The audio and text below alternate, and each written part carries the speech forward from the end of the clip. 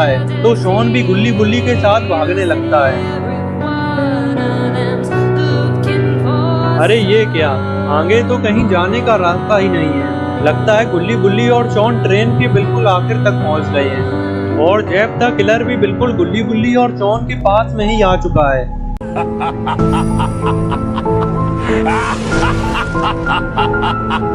Jeff को अपने सामने खड़ा देखकर गुल्ली बुल्ली और शॉन को कुछ समझ नहीं आ रहा था कि अब इन्हें क्या करना चाहिए। तभी बुल्ली ट्रेन के गेट की तरफ देखता है और फौरन लात मारकर ट्रेन का गेट तोड़ देता है। और फिर बुल्ली जब ट्रेन से बाहर झांकता है तो देखता है कि ट्रेन ब्रिज पर चल रही है।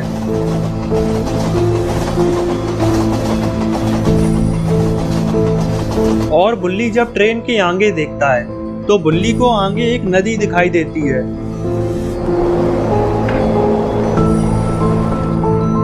और कुछ ही देर में ट्रेन इस नदी के ऊपर से गुजरने वाली है।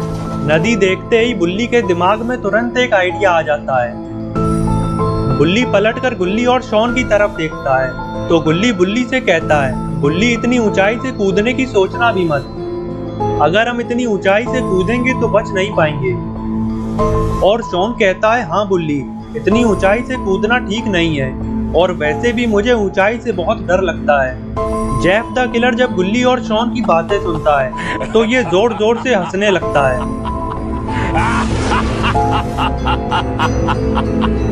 और गुल्ली और शॉन से कहता है, अगर तुम दोनों को कूदने में डर लग रहा है तो बारी बारी से मेरे पास आ जाओ, मैं तुम दोनों का डर खत्म कर दूंगा। और फिर जेफ बुल्ली की तरफ हाथ करते हुए बुल्ली से कहता है, अगर तुम्हें कूदना है तो तुम कूद जाओ, क्योंकि इतनी ऊंचाई से कूद कर तुम बच नहीं पाओगे और तुम्हारे कूदते ही मैं इन दोनों को भी मार दूंगा।